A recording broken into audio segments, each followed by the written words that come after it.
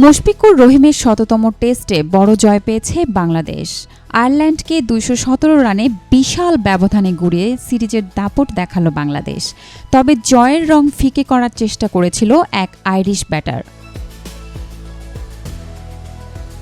জয় নিশ্চিত ছিল, কিন্তু পঞ্চম দিনে সেই পথে কাটা হয়ে দাঁড়ালেন কার্টিস ক্যাম্পার। মাত্র ৪ উইকেট হাতে নিয়ে আইরিশরা খেলল ৫৯ ওভারের বেশি। ১৬৬ বলের অবিচল প্রতিরোধ গড়ে মুশফিক লিটনদের জয়ের অপেক্ষা বাড়ালেন এই আইরিশ যোদ্ধা। দিনের শুরুতেই আঘাত করলেন তাইজুল ইসলাম, তুলে নিলেন নিজের ২৫০তম উইকেট, সঙ্গে মিরাজের ধাক্কা। কিন্তু সবচেয়ে গুরুত্বপূর্ণ ব্রেক আনলেন তরুণ এই হাসান মুরাদ। ১৯০ বলের শক্ত জুটি ভেঙে গ্যাভিন হোয়েকে ফেরানোর পরের বলই ম্যাথু হ্যামফ্রিজকে বোল্ড, যেন সোনার হরিণ হাতে পেল বাংলাদেশ।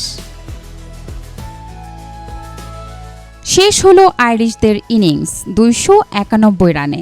তবে হারলেও আইরিশ কিংবদন্তি হয়ে উঠলেন ক্যাম্পার। ২৫৯ বল খেলে তিনি গড়লেন আয়ারল্যান্ডের টেস্ট ইতিহাসের এক ইনিংসে সবচেয়ে বেশি বল খেলার রেকর্ড। শেষ পর্যন্ত দাপুটে জয় টাইগারদের।